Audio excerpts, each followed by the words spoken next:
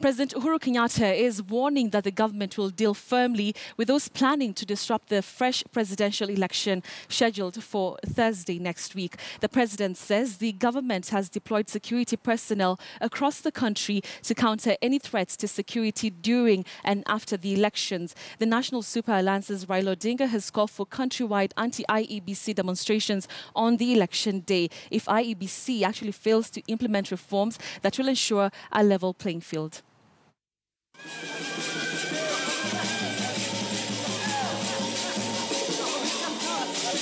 Uhuru Park in Nairobi played host to Mashujaa Day celebrations.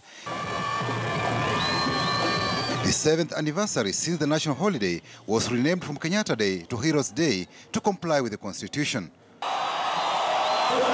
President Uhuru Kenyatta and Deputy President William Ruto led top government officials and members of the diplomatic community to honor the day.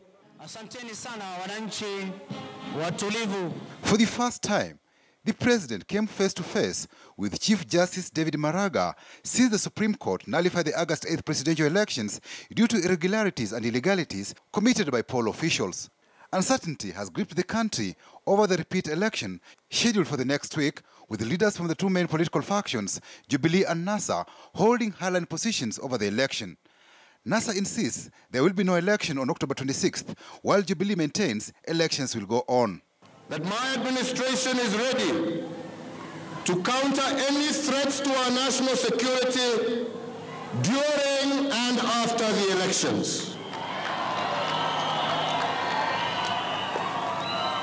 Towards this end, our security organs have been enhanced and appropriately deployed to maintain law and order. NASA has called for peaceful anti-IBC demonstrations countrywide Thursday to push for reforms in the electoral agency.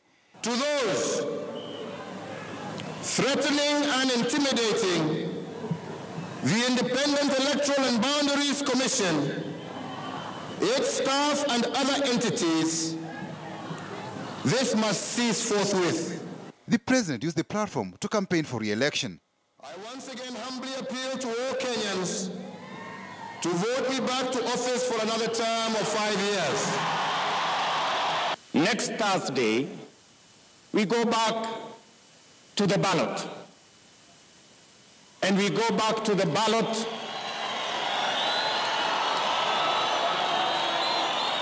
not so much to choose the president of our choice, though it is important.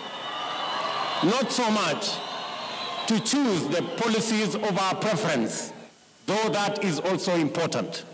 But we go back to ballot on Thursday next week to defend our right to choose, to defend our democracy, and to defend our Constitution. The electoral agency had planned to meet all presidential candidates Thursday.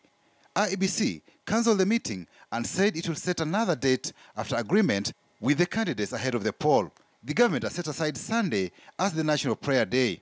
Draw us closer, Lord, today, and raise new heroes. Let us all work from here and to change the aspect of our politics and make our leaders to draw closer in the coming weeks as we pray together and talk together so that we may do your will and that we may listen to your voice. The government plans to establish a Heroes Council to identify and address the welfare of heroes and heroines. Over 600 people have been awarded medals for their heroic acts. Mary Mokaya, a student of Moi Girls High School, Nairobi, who died in a dormitory fire in September as she rescued her colleagues, is among heroes and heroines that were recognized by the president. At the tender age of 14, she sacrificed for the sake of others. Mary's great acts and courage will forever be engraved in our hearts. And all of us should emulate her good example of thinking of others first before self. Even as the president led the nation in honoring Mashujaa Day, it appears Kenyans will be headed to the polls, a divided nation. The opposition gave this particular occasion a wide berth and instead held a parallel rally in Kisumu. Patrick Amimo, KTN News, Nairobi.